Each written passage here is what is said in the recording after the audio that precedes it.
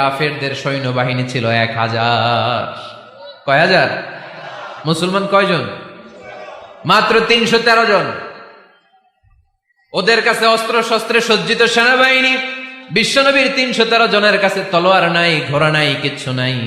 বিশ্বনবী আল্লাহর উপর ভরসা করে এক মুষ্টি বালি নিয়ে ওয়াশাহাতিল ওযু, কাফেরদের চোখগুলো ধ্বংস হোক বলে তিনি বালুগুলো ছড়িয়ে দিলেন। মুহূর্তের মধ্যে 1000 সৈন্যবাহিনীর কাফের সৈনিকদের চোখের মধ্যে ধূলিকণা পৌঁছে দিল কে?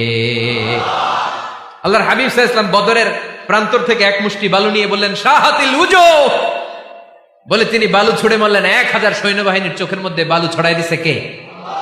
বুঝে শুনে উত্তর দিয়েন। এখানে 1000 লোক দাঁড়ানো, আমি বালু নিলাম, গায়ের যত জোর আছে সবার চোখের দিকে মারলাম। 1000 জনের চোখের ভিতরে ঢুকবে? সর্বোচ্চ 5 জন, বেশি হইলে 10 জন, তার চেয়ে বেশি হইলে 20 জন, বেশি হইলে 50 জন।